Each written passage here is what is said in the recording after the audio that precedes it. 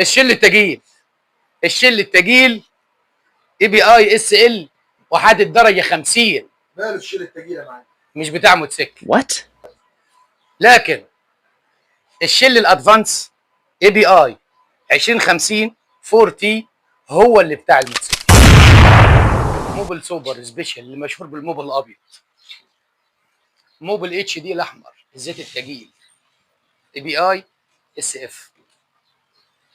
موبل رصاصي مالتي جريد اي بي اي اس اف. لا ده ولا ده ولا ده بتاع موتوسيكل برضه.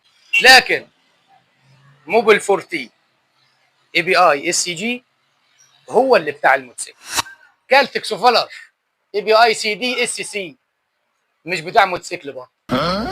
مش بتاع موتوسيكل.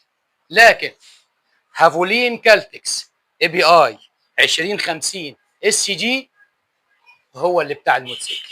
4 تي اهم حاجه.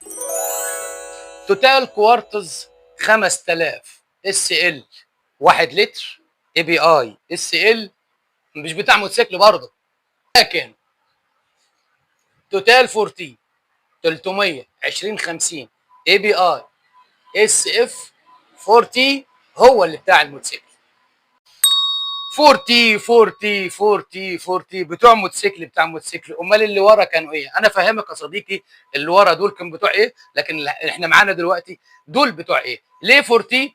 لان حضرتك عندك الجير بوكس بتاع الموتوسيكل او التروسيكل بتاعك اللي هو صندوق التروس او الفتيس بالمعنى البلدي مش منفصل عن الموتور.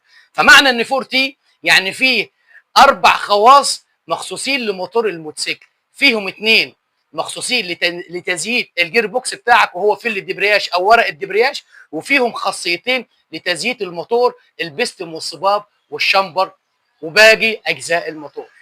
ليه عرفت ان لازم 4 تي؟ يبقى لازم 4 تي وما تعاندش، لان الكتالوج بيقول كده. قلت لك مش اي حاجه بتتعمل عشوائي، كل حاجه مدروسه بالورق والقلم. خليك مع البلدوزر هتفضل دايما في امان. سلام.